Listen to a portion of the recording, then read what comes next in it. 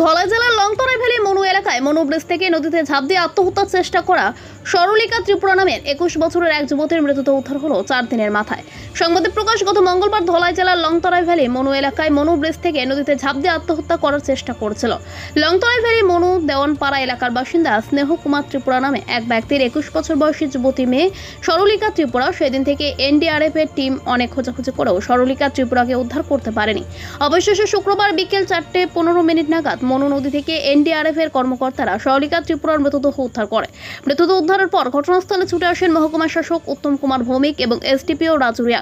তারপর মৃতদেহ উদ্ধার করে পুলিশ ময়নাতদন্তের জন্য হাসপাতালে নিয়ে যায়। কিন্তু কি কারণে এই যুবতী মেয়ে আত্মহত্যা করেছে তা এখনো স্পষ্ট জানা যায়নি। সম্পূর্ণ ঘটনার তদন্ত করছে মনু থানার পুলিশ। কিন্তু এর মধ্যে এই ঘটনার সম্পূর্ণ বিবরণ মনুর এসডিপিও রাজু রিয়াং এর কাছে সংবাদ প্রতিনিধি ফোনে জানতে চাইলে তিনি কিছুই বলতে নারাজ। डेड बॉडी को यहाँ हम लोग ऑपरेशन किए हैं। उसके बाद जो है डेड बॉडी पेड़ का नीचे फंसा था, कम से कम 10 फीट नीचे है। आप लोग कितने दिन से सर्च कर रहे हैं इधर? अभी जस्ट हमें इन्फॉर्मेशन आज ही मिला था और आज ही हम लोग आए हैं और आज सर्च करके आप लोग कहाँ से आए हैं? मिला है। हम लोग आए हैं, हमारे टीम 1D टीम कुमार घाट ऐसे फर्स्ट एनडीआरएफ गुवाहाटी से है। अच्छा, गुवाहाटी से आप लोग? जी जी।